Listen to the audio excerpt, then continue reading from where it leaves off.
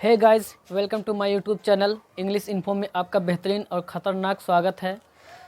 जी हाँ दोस्त, आज हम बात करेंगे काइंड ऑफ सेंटेंस के बारे में बात करेंगे। सेंटेंस कितने प्रकार के होते हैं। पिछले वीडियो में हमने पढ़ा था पार्ट ऑफ सेंटेंस कि सेंटेंस के कितने पार्ट होते हैं। सेंटेंस के 2 पार्ट होते हैं। अगर वो वीडियो आप लोग नहीं देखे होंगे तो मैं उस वीडियो का लिंक इस वीडियो के डिस्क्रिप्शन में दे दूँगा, प्लीज़ जाके वहाँ से देख लेना। तो आज हम शुरू करते हैं काइंड ऑफ सेंटेंस। क्या पढ़ने वाले हैं? Kind of sentence. वीडियो को लंबा न करते हुए चलिए हम शुरू कर देते हैं अपनी कहानी काइंड ऑफ सेंटेंस। तो देखिए, ये रहा हमारा और आप लोगों का सेंटेंस। जी हाँ दोस्त, ये हमारा और आप लोगों का सेंटेंस रहा। जैसा कि हमने पिछले वीडियो में पढ़ा था, इसका डेफिनेशन क्या पढ़ा था? A group of the word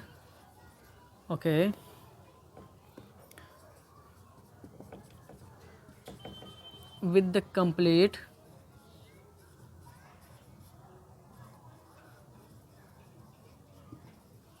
meaning is called sentence. The sentence. Okay, हमने ही पढ़ा था ना दोस्त पिछले वीडियो में। जो वीडियो नहीं देखे होंगे उसका लिंक इस वीडियो के डिस्क्रिप्शन में हो जाएगा, आप लोग देख लेना। देखिए, सेंटेंस जो होते हैं, सेंटेंस के हम जब पार्ट पढ़े थे तो इनके 2 पार्ट थे। एक सब्जेक्ट था, एक प्रेडिकेट, है ना। तो सब्जेक्ट और प्रेडिकेट के भी कई पार्ट होते हैं। ये भी वीडियो में बताया गया है, लेकिन वो अलग वीडियो में बताया गया है, उसको भी देख लेना। तो आज हम पढ़ेंगे सेंटेंस के प्रकार। सेंटेंस के प्रकार, भाग नहीं, सेंटेंस के प्रकार। सेंटेंस कितने प्रकार के होते हैं तो यहाँ पर देखेंगे सेंटेंस जो होता है टोटल 5 प्रकार के होते हैं। एक होता है अजेरेटिव सेंटेंस, अजेरेटिव सेंटेंस, ओके। दूसरा निकल के आता है जिसे हम बोलते हैं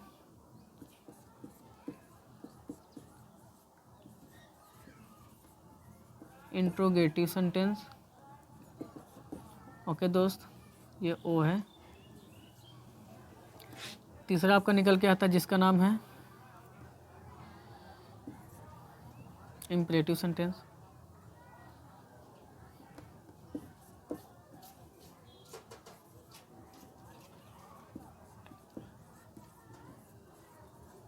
इम्परेटिव सेंटेंस, ओके। चौथा दोस्तों निकल के आता जिसका नाम है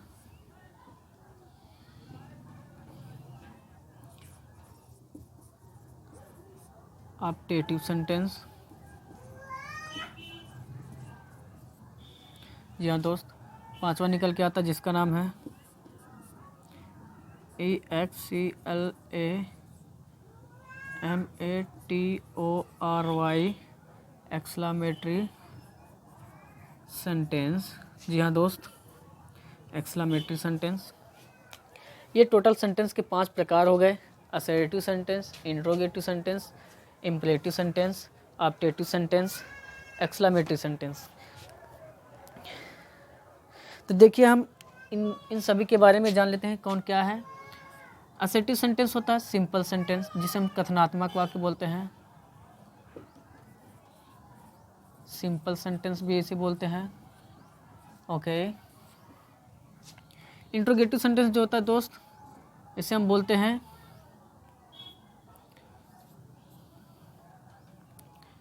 इसे हम कहते हैं टू आस्क, मतलब पूछना, कुछ भी पूछना, वो आपका इंट्रोगेटिव हो गया, ठीक है। या क्वेश्चन, क्वेश्चन भी आपका क्या है, इंट्रोगेटिव है। और एक पहचान होती है क्वेश्चन मार्क, ठीक, क्वेश्चन मार्क। ये जब हम इंट्रोगेटिव पढ़ेंगे उसमें इन तीनों के बारे में बहुत बाकायदे से अच्छी तरह से पढ़ेंगे। जो भी बाकायदा है खूब बढ़िया से पढ़ेंगे। इम्परेटिव सेंटेंस क्या होता है? इम्परेटिव सेंटेंस जो होता है, देखो, इंट्रोगेटिव का मतलब है टू आस्क, मतलब पूछना ही आपका इंट्रोगेटिव है। कुछ भी आप पूछेंगे वो अपने आप में इंट्रोगेटिव ही होगा, क्वेश्चन होगा। क्वेश्चन ही तो क्वेश्चन होता है। और इसका मेन और ख़ास पहचान होता है क्वेश्चन मार्क। इसके बिना ये अधूरा है। ठीक है, अब बात करते हैं इम्परेटिव सेंटेंस की। इम्परेटिव सेंटेंस जो होता है ये इसमें क्या होता है, आप एक वर्ड याद कर लीजिए, रोका वेडिंग से पहले। ठीक है, रोका वेडिंग से पहले, इसका मतलब क्या हो गया, इसका मतलब हो गया request, order, command, advice, warning, prohibition. जहाँ पर इन सब का भाव हो वो क्या होते हैं, इम्परेटिव सेंटेंस। ठीक है, यानी आप कह सकते हो रिक्वेस्ट, ऑर्डर, उसे ऑर्डर, कमांड, एडवाइस,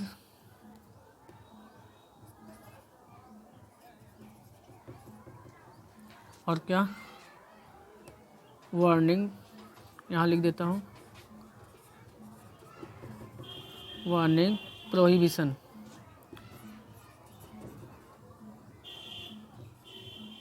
प्रोहिबिशन ये होते हैं। ठीक है दोस्त, इनका जहाँ भाव प्रकट हो वो क्या होते हैं, इम्परेटिव सेंटेंस होते हैं। बात करते हैं ऑप्टेटिव सेंटेंस। ऑप्टेटिव सेंटेंस होता है इच्छा, जिसमें इच्छा दर्शाई जाए। क्या दर्शाई जाए, अपनी अपनी इच्छा दर्शाई जाए। और इसका जो पहचान होता है वो होता है में से। क्या होता है, MAY, खासकर इसकी पहचान में से होती है। और में के बाद आपका एक एक्सक्लेमेशन मार्क भी आता है। क्या आता है, एक्सक्लेमेशन मार्क आता है। ठीक है, ये दो जो होते हैं इसमें इच्छा की बात की जाती है। जैसे भगवान करे कि तुम नर्क में जाओ, तुम भाड़ में जाओ, भगवान करे तुम स्वर्ग में जाओ, फालतू जगह जाओ, तमाम जगह जाओ। ठीक है, जो भी आशीर्वाद होता है, कर्ज होता है। देखिए इसमें क्या होता है, आशीर्वाद, यानी आप कह सकते हो विश। क्या होता है, विश, कर्ज और प्रे, PRAY, प्रे। ठीक है, जिन सेंटेंस में क्या विश मीन्स किसी के लिए मन्नतें मांगा जाए या किसी को अभिशाप दिया जाए, किसी के लिए प्रेयर किया जाए, तो ऐसे सेंटेंस को हम ऑप्टेटिव सेंटेंस कहते हैं। और इसकी पहचान होती है में और एक्सक्लेमेशन मार्क। ठीक है, देखिए एक्सक्लेमेटरी सेंटेंस क्या होता है। एक्सक्लेमेटरी सेंटेंस होता है कि ऐसे सेंटेंस, ऐसे वाक्य जिनमें क्या हो, सडनली फीलिंग हो। क्या हो,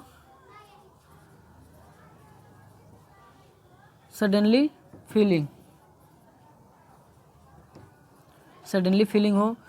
ऐसे सेंटेंस को हम क्या बोलते हैं, सडनली फीलिंग या स्ट्रॉन्ग, सडनली फीलिंग और STRONG, स्ट्रॉन्ग।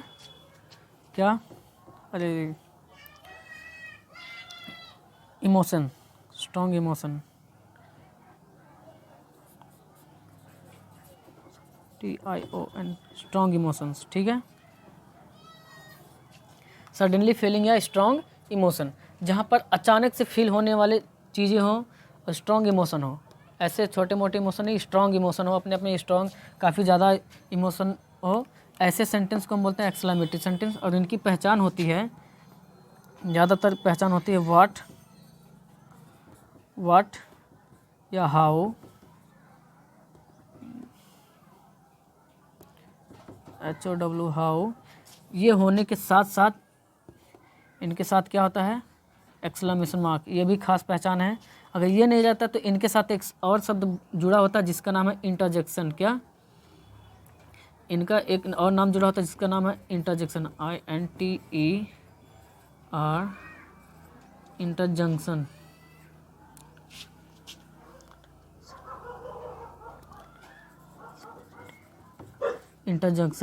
इंटरजेक्शन के कई शब्द होते हैं। जैसे हमने कहा वाओ, हमने कहा ओह, तमाम होते हैं जो कि जब इन सबको एक एक करके बारीकी से पढ़ेंगे तब इनकी जानकारी दी जाएगी। फ़िलहाल के लिए अभी तक यहीं रोक देते हैं, कहानी को थोड़ा सा और आगे ले चलते हैं। असर्टिव सेंटेंस से शुरू करते हैं। ठीक है, तो शायद आप लोगों को समझ में आ गया हो गया। अब हम शुरुआत करते हैं असर्टिव सेंटेंस कि हमारा जो असर्टिव सेंटेंस होता क्या है, तब इसके बाद पढ़ेंगे इंट्रोगेटिव, इम्परेटिव, ऑब्जेक्टिव, मतलब एक एक करके सबको पढ़ेंगे, ठीक है। तो इस कहानी को थोड़ा सा रद्द कर देता हूँ, मतलब ख़त्म कर देता हूँ। इसमें एक नई कहानी जोड़ने जा रहा हूँ अब, क्योंकि काफ़ी ज़्यादा कहानी पढ़ ली हो आप लोग। वैसे भी तो आप लोग हमसे काफ़ी ज़्यादा चालाक भी हो, क्योंकि हमारे बोलने से पहले आप लोग समझ जाते हो।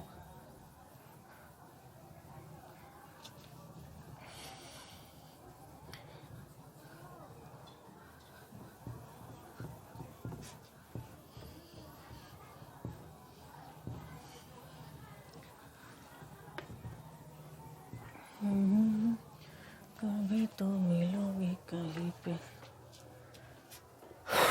हमको यकीन, दिल समझ जा। तो चलिए दोस्त, अब शुरू करते हैं।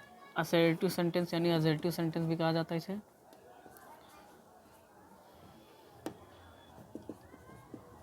असर्टिव सेंटेंस मतलब सेंटेंस, ओके। ये जो सेंटेंस होता है अपने आप में क्या होता है, अपने आप में एक सिंपल सेंटेंस होता है, ठीक। सिंपल सेंटेंस होता है। सिंपल सेंटेंस मेरा कहने का मतलब ये हो गया कि ऐसे वाक्य जो किसी के बारे में कुछ कथन कही जाए, मतलब उसमें ना तो क्वेश्चन वर्ड हो, मतलब किसी से कोई क्वेश्चन ना किया जाए, ना तो कोई इच्छा दिखाई जाए, ना तो कोई सडनली फीलिंग हो, मतलब कुछ भी ना हो, केवल सिंपल सी बात हो। जैसे मैंने कहा मोहन जा रहा है, एक सिंपल सी बात है, मोहन जा रहा है, ठीक है। तो ऐसे सेंटेंस को हम बोलते हैं सिंपल सेंटेंस, जो अपने आप में एकदम सिंपल हो, वो हमारा होता है असर्टिव सेंटेंस। और असर्टिव सेंटेंस के दो पार्ट होते हैं, एक होता है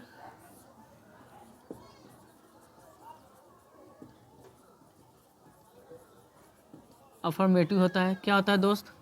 अफर्मेटिव होता है। एक होता है नेगेटिव होता है। क्या होता है? नेगेटिव होता है। अफर्मेटिव जो होता है ये होता है स्वीकारात्मक वाक्य, मतलब जिसमें कार्य को क्या कर लिया जाता है, स्वीकार कर लिया जाता है, एकदम स्वीकार कर लिया जाता है, मना नहीं किया जाता है। और इसकी स्ट्रक्चर की मैं बात करूँ तो स्ट्रक्चर जो होता है वो बनता है सब्जेक्ट प्लस वर्ब।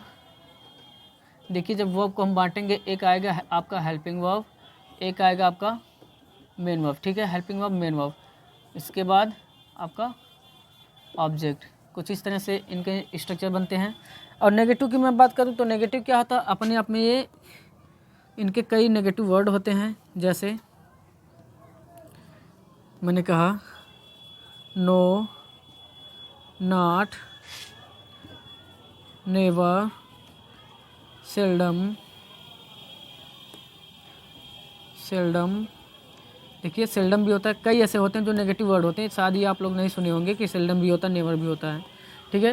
ये नेगेटिव पॉइंट हो गए। और नेगेटिव का जो स्ट्रक्चर होता है, नेगेटिव कहता है कि कुछ मत लिखो ज़्यादा, बस इतना लिख दो कि मेरा जो सब्जेक्ट है सब्जेक्ट ला के दे दो, इसके बाद हेल्पिंग वर्ब ला के दे दो, बस बीच में ही नॉट वाट कहीं कोंच दो, और का बीच में नॉट को ला के ही बैठा दो, मैं गुस्सा नहीं करूँगा, ठीक है। इसके बाद आप क्या लिखो, इसके बाद आप मेन वर्ब लिख दो, ठीक है। ये कहता है नेगेटिव कहता है कि इसके बाद कि आप मेन वर्ब लिख दो और ऑब्जेक्ट लिख दो। यहाँ देखो मेन वर्ब का कोई फॉर्म नहीं है, क्यों? यहाँ पर भी कोई फॉर्म नहीं, क्योंकि ये सभी टेंसों के लिए है, ठीक है। सभी टेंसों के लिए, किसी जिस टेंस में जाएगा उसी का फॉर्म यहाँ आ जाएगा। प्रेजेंट इंडेफिनिट में जाएगा तो उसका फॉर्म आएगा, पास्ट कंटिन्यूस में जाएगा तो उसका फॉर्म आएगा। बात समझ में आ रहा ना? इसलिए यहाँ पर कोई फॉर्म नहीं लगाया गया है। तो ये रहा नेगेटिव पॉइंट। चलिए कुछ हम एग्जाम्पल समझ लेते हैं और कहानी को ख़त्म करते हैं। एग्जाम्पल में मैंने कहा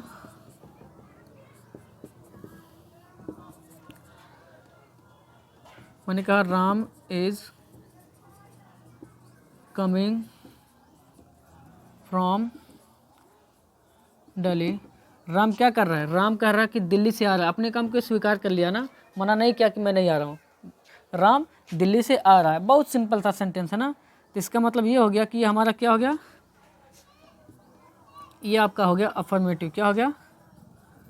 अफर्मेटिव। अब चलिए मैं कुछ सेंटेंस लिख लेता हूँ।